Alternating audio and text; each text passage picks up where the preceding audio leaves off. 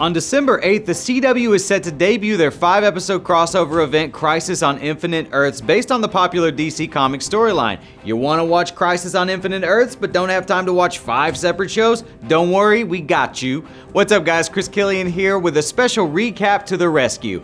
Oliver Queen was stranded on a deserted island where he became a master archer. He then came back to Starling City with a list of bad guys to kill, most of whom were rich dudes who had dealings with his secretly corrupt dad.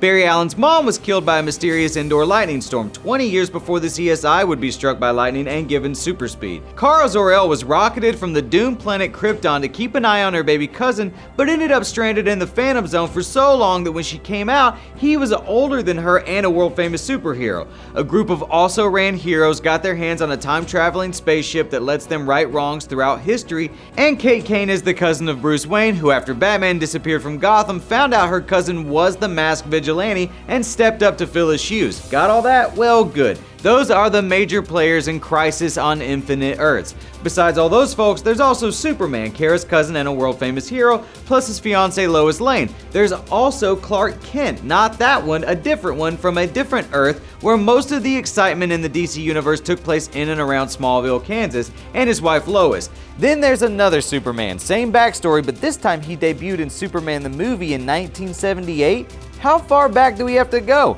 Aside from Christopher Reeve's Superman, who is being played by Brandon Routh, and Smallville, Crisis will feature characters from the short-lived Birds of Prey series and the original 1990 Flash series. Oh, and Black Lightning joins the Arrowverse for the first time too, and if the trailers are to be believed, loses his world almost instantly. That's a bummer for him.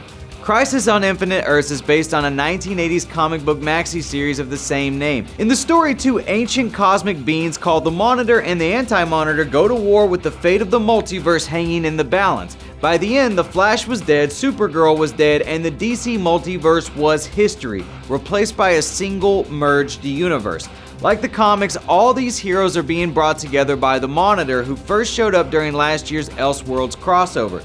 In that story, Green Arrow and the Flash had their bodies swapped by John Deegan, a struggling lecturer with terrible hair who had been given the Book of Destiny. While fighting to retake the book, fix their universe, and prove to the Monitor that they were worthy, Oliver Queen saw the future in the book. This Supergirl and the Flash would die in the coming crisis. He bargained with the Monitor, but he had to sacrifice his relationship with the baby daughter that he was about to have with his wife Felicity Smoke. Just like in the comics, the Monitor's plans are inscrutable. All season on Arrow, Oliver's been trying to figure out if he's working for the good guy or the bad guy. He also brought Lex Luthor, who died in last year's season finale of Supergirl, back to life because he had a job for that jerk. Barry doesn't know that Oliver plans to save him, so both guys have resigned themselves to their fates, and the Legends, well, time got broken again, and now Zari isn't even on the team anymore? I guess we'll get to know her not dead anymore, but now a superhero brother during the crisis. So that's it. That's the essential stuff you need to know to prepare for Crisis on Infinite Earths. We squeezed a lot in there considering I spent about half that time just saying the ridiculously long title, but thanks for watching. Tweet me at Chris Killian or tell me in the comments how excited you guys are for Crisis on Infinite Earths.